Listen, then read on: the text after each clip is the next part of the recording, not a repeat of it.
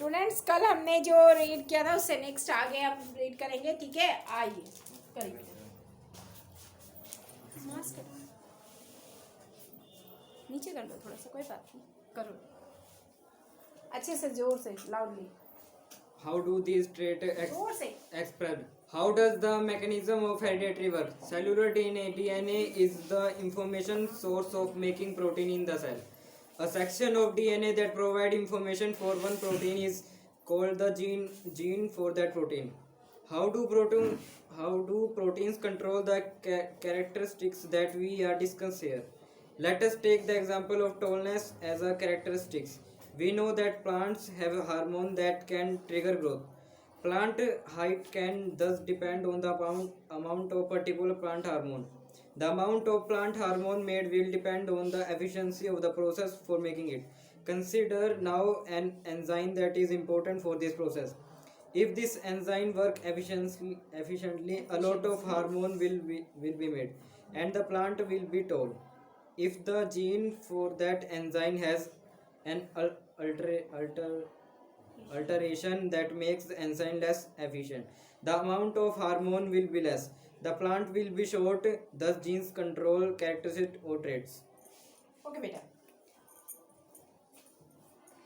If the okay बेटा रुको। अच्छा बेटा, ये करेक्टर्स कैसे आपके आ रहे हैं सारे आपके अंदर या प्लांट्स के अंदर, ये मेंडल जी ने बताए थे, ठीक है। मेंडल जी ने क्या बताया था, पी प्लांट को लेके बताया था। पी प्लांट के ऊपर उन्होंने सारी रिसर्च करी थी, बाद में इंसानों के ऊपर होनी शुरू हुई थी, लेकिन सबसे पहले पी प्लांट पे हुई थी। तो पहले सबसे पहले जो आया था हमारा शॉर्ट प्लांट, टॉल प्लांट का जनरेशन के लिए, फिर डिफरेंट डिफरेंट कलर्स के, उसके बाद कलर्स वाला पेज नंबर 145 पे ही ऊपर में फिगर 9.4 देखिए, उसमें कलर्स में चेंजेस जो आए हैं वो कलर्स के ऊपर लेके करे उन्होंने प्लांट के।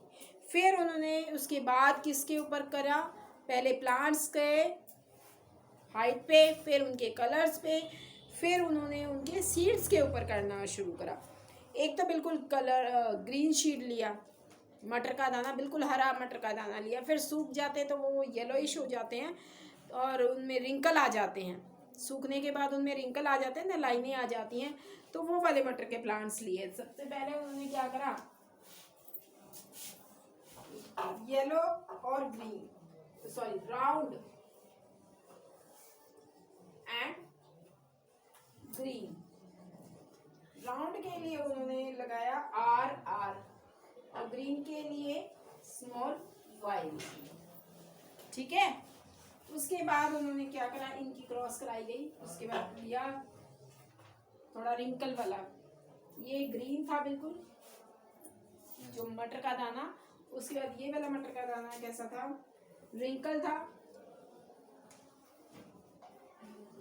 साथ में ये येलो, सूखने के बाद ये कैसा हो जाता है, येलो, ठीक है। ये ग्रीन था इसलिए इसका स्मॉल y लिया है। अच्छा, रिंकल के लिए इन्होंने क्या यूज किया है, स्मॉल r, और येलो के लिए कैपिटल Y।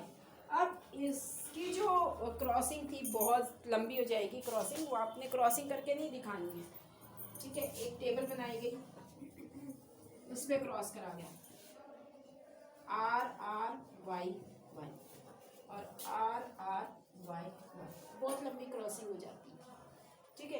तो आपको इसकी क्रॉसिंग पूरा करके दिखाने की नहीं है, इसमें सिर्फ इसका आपने रेशियो याद रखना है कि जो ये रेशियो निकल के आई थी उसके बाद जब, तो वो रेशियो निकल के आई थी जब इन्होंने करा था, देखिए अपनी बुक में 315 राउंड और येलो आई क्रॉस करने पर, जब क्रॉस करा गया तो इसकी रेशियो आपने इतना याद रखना है कि 9:3:3:1 रेशियो निकल के आई थी हमारी, ठीक है। इसकी रेशियो याद रखनी है, इसकी रेशियो क्या है, 9:3:3:1। 9 में क्या थे, प्योर राउंड, मतलब RR 9, और 3 क्या थे, ये मिक्सअप थे, इसमें स्मॉल और कैपिटल दोनों मिक्स थे, और ये 1 जो था सिर्फ सिंगल स्मॉल स्मॉलर का, सॉरी कैपिटल लेटर का नहीं, स्मॉल लेटर का आया था, सिर्फ स्मॉल लेटर वन टाइम, ठीक है, क्रॉस करने पर। तो ये स्मॉल लेटर के थे, ये कैपिटल प्योर कैपिटल लेटर के थे, ये प्योर स्मॉल थे, और ये वाले थे मिक्सअप, ठीक है, कैपिटल और स्मॉल। क्लियर? तो आपको सिर्फ ये रेशियो याद रखनी है कि आर जो रिंकल और प्योर सीड्स की जो क्रॉसिंग कराई थी, वो क्रॉसिंग क्या आ रही थी, 9:3:3:1 रेशियो याद रखना है इसका। ओके, आज बेटा आगे रीड करो। If the interpretation of Mendelian experiment he have been described are correct, then both parents must be contributing equally to DNA of progeny during sexual reproduction.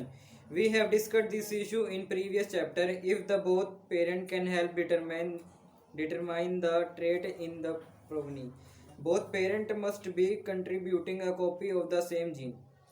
This means that बेटा अभी मैंने आपको ये बताया था नेक्स्ट क्लास में जो हमने किया था, मैंने बताया था जब प्रॉब्लम आती है, यानी कि जो बच्चा होता है उसके अंदर केवल एक के जीन्स नहीं होते, पेरेंट्स दोनों ही पेरेंट्स के जीन्स आते हैं, यही बताया था ना, तो यही है बाकी।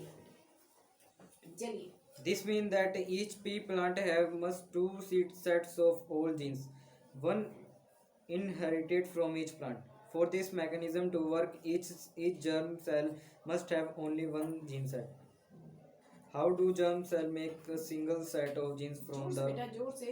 from the normal two copies that are other cells in body have? If progeny plants inherited a single whole gene set from each plant, then the experiment in figure 9.5 cannot work. This is because the two characteristic capital R अगर हम and single character को ले गए तो ये 9.5 वाली जो ratio बन के आई है 9:3:3:1 वो नहीं आएगी। दोनों ही पेरेंट्स चाहिए इसमें, यानी कि रिंकल वाले सीड भी चाहिए और राउंड वाले सीड भी चाहिए, साथ में येलो और ग्रीन।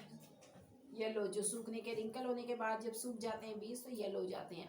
तो पूरा रेशियो जो सही आएगा जब आएंगे जब दो पेरेंट्स होंगे, सिंगल पेरेंट्स के साथ नहीं आपको ये रेशियो निकल के आएगी। आइए नेक्स्ट।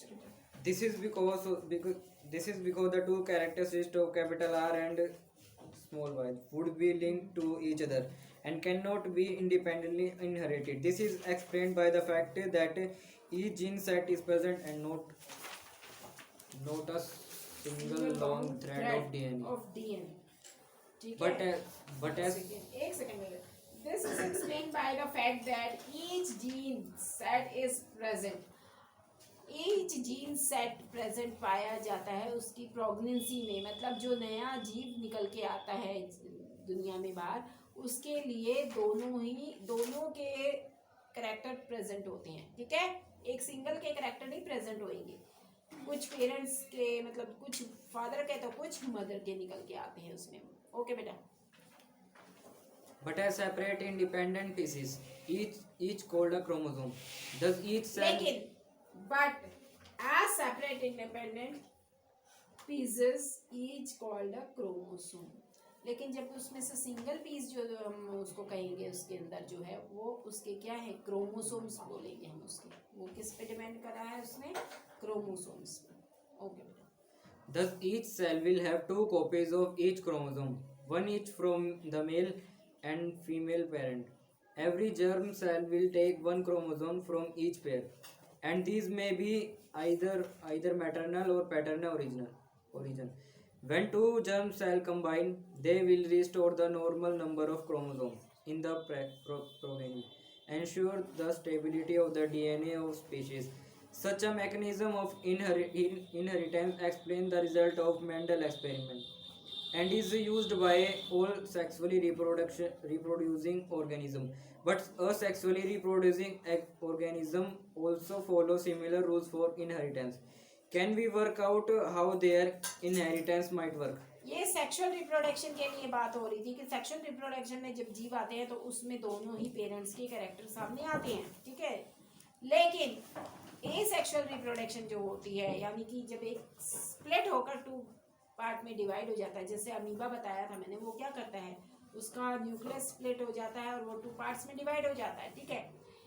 लेकिन उसमें भी कैरेक्टर उसके जिसमें से वो स्प्लिट हुआ है उसके ही आते हैं, सिंगल के आते हैं।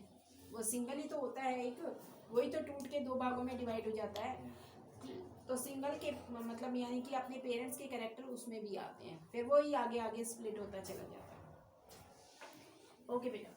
Sex determination. We have discussed the idea that two sexes participating in sexual reproduction must be somewhat different from each other for a number of reasons.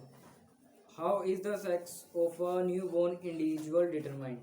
Different species use very different strategies. Some really entirely on environmental cures. Thus, in some animals, the temperature at which fertilized eggs are kept determine whether the animal developing in the eggs will be male or female. In other animals, such as a snail, individual can change sex, sex indicating that sex is not genetically determined. However, However, okay बेटा listen, देखो sex तो genetically determine नहीं होता कि भाई इसकी माता लड़की है तो ये ही लड़की होगी, ऐसा तो नहीं है। जो होने वाला बच्चा है वो लड़का ही हो, मतलब लड़का ही होगा या लड़की ही होगी, ऐसा तो कुछ फाइनली डिटरमाइन नहीं होता ना कि हाँ ये ही होना है। नहीं, ये डिटरमाइन कैसे करता है, ये क्रोमोसोम्स के ऊपर डिपेंड करता है। 8th क्लास में देखा होगा आपने, बताया होगा मैडम ने, है ना, उससे ही थोड़ा बहुत रिलेटेड है आपका, 8th क्लास में भी करा है ये आपने। तो ये जो सेक्स डिटर्मिनेशन है ये कोई डिटर्मिनाइन नहीं होते, सिर्फ हमारे क्रोमोसोम्स हमारे डिटर्मिनाइन होते हैं कि कुछ हमारे क्रोमोसोम्स पेरेंट्स के होते हैं, कुछ हमारे क्रोमोसोम्स दोनों पेरेंट्स के, मतलब कुछ मम्मी के कुछ पापा के। लेकिन सेक्स डिटर्मिनाइन नहीं होता कि हाँ भाई ये लड़की है, यूँ लड़की है क्योंकि इसकी मम्मी लड़की है इसलिए आएगा जो बच्चा वो लड़की होगा, ऐसा तो कुछ नहीं होता ना। ये डिटर्मिनाइन करता है आपका ये मेल फीमेल क्रोमोसोम्स। मैंने बताए थे 22 क्रोमोसोम्स मेल में और 22 क्रोमोसोम्स फीमेल में बिल्कुल सेम होते हैं, ठीक है। और मेल में XY क्रोमोसोम्स होते हैं, ठीक है। फीमेल में XX क्रोमोसोम्स होते हैं। क्लियर? ये जब प्रेगनेंसी आती है यानी कि जो नया जीव आता है उसमें ये 22 पेयर्स में से ये तो हाफ हाफ तो जाते ही हैं दोनों में से, लेकिन इसका एक क्रोमोसोम और इसका एक क्रोमोसोम जो नई प्रेगनेंसी होती है उसमें जाता है, इसके तो हाफ हाफ होंगे। तो ये इसलिए सेम कैरेक्टर देखने में मिलते हैं पेरेंट्स के इनको, लेकिन जब क्रॉस होता है इसको और इसको तो ये बनता है XX और एक बार वापस इसके साथ ये XX और XX, Y का YX और YX, ठीक है। इट मीन्स इसके 50-50 चांसेस होते हैं। ये क्या हो गया, XX क्रोमोसोम्स किसके पास होते हैं, सिर्फ फीमेल के पास ही होते हैं। मेल के पास ही क्रोमोसोम से डिफर करता है, जो कि डिपेंड करता है कि वो लड़का है या लड़की है। X क्रोमोसोम्स लड़की को डिपेंड करता है और Y क्रोमोसोम लड़की को, ठीक है। तो मेल ही डिपेंड करते हैं, मेल के ऊपर डिपेंड करता है। पहले हमारे बहुत घरों में बड़े बूढ़े होते थे ना जो, वही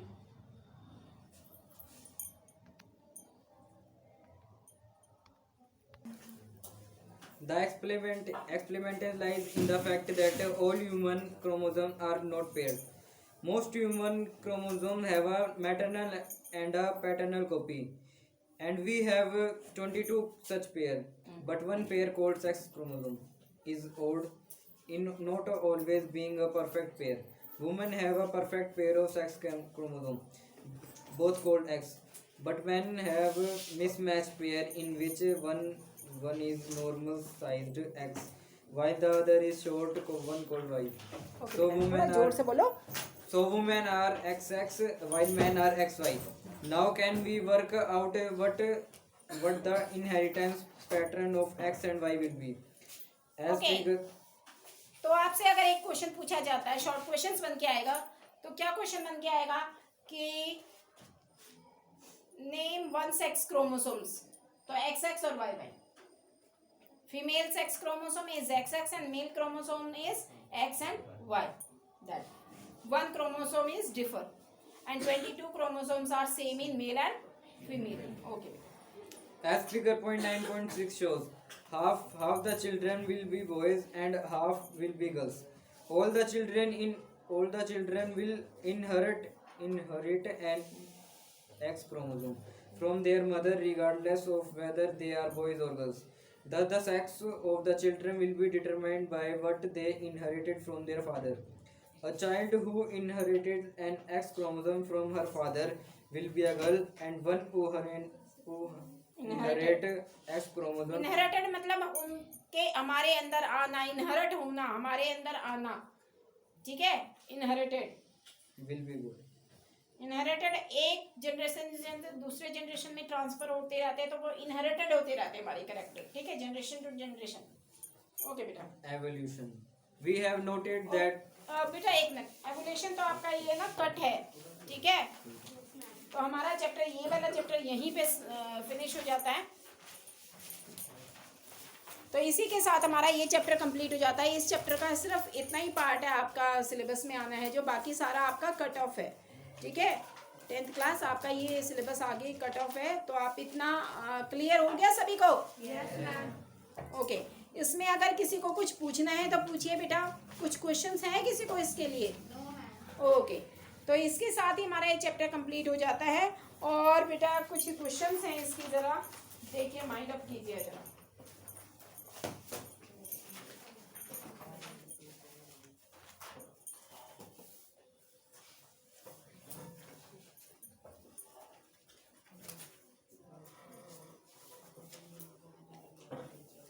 एक तो बेटा ये क्रॉस करना आपको आएगा, आ सकता है क्वेश्चन में, ठीक है, तो आना चाहिए। एक क्वेश्चन ये बन के आता है, explain how sex is determined. एक क्वेश्चन ये भी आ सकता है, तो उसमें ये पूरा क्रॉस करके दिखा देना, ठीक है। उसके बाद उसमें लिखना होगा आपका, वो तो अलग है, पर ये क्रॉस इसमें भी करके दिखाना।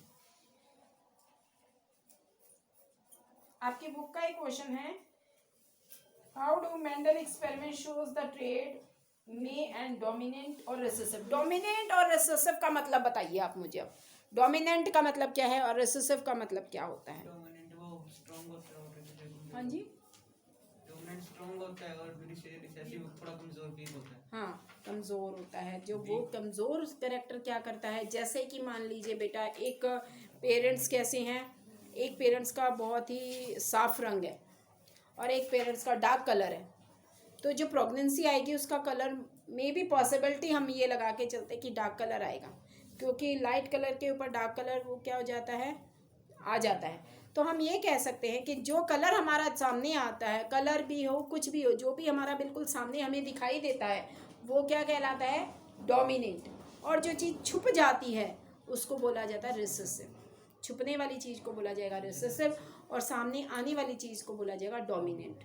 तो डोमिनेंट यहाँ पे करेक्टर की बात है, जो डोमिनेंट करेक्टर जो दिखाई दे जाते हैं करेक्टर, वो डोमिनेंट करेक्टर होते हैं।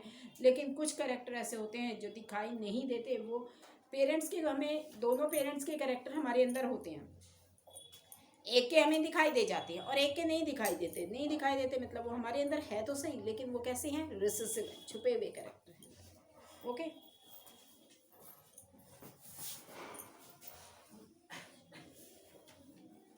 How is the sex of a child determined in human being. तो ये क्वेश्चन आ सकता है इसके ऊपर, अभी बताया था मैंने जो, ठीक है। अच्छा, what factors could lead to the uses of new species. कौन से फैक्टर्स डिपेंड करते हैं एक न्यू स्पीशीज के ऊपर? कौन कौन से फैक्टर्स डिपेंड करेंगे?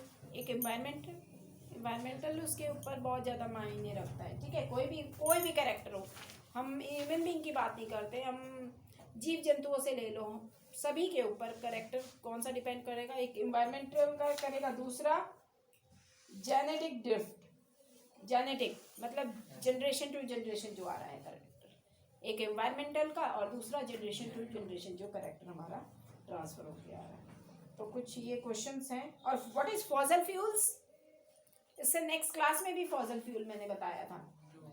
मिलियंस ईयर्स के बाद non renewable source, non renewable दूसरों ने में समझ और millions the remains of dead of plants and animals lived in the past known as fossil. जो प्लांट्स और एनिमल्स के जो रिमेन्स हैं डेड होने के बाद, कभी पहले ये जीवित थे लेकिन अब ये नहीं है, और उनके जो बचे हुए अवशेष होते हैं वो किस में कन्वर्ट हो जाते हैं? ब्लैक सब्सटेंस में. That substance is known as fossil fuels. Okay. और a coal, this coal is known as fossil fuel. आगे तो आपका ये चैप्टर में कट ऑफ है. ठीक है, इसके साथ हमारा ये चैप्टर खत्म हो जाता है. नेक्स्ट क्लास हम डीजी क्लासेस की करेंगे. ओके बेटा, इसी के साथ हमारा ये चैप्टर अब आगे फिनिश हो जाता है. नेक्स्ट क्लास में नेक्स्ट करेंगे हम.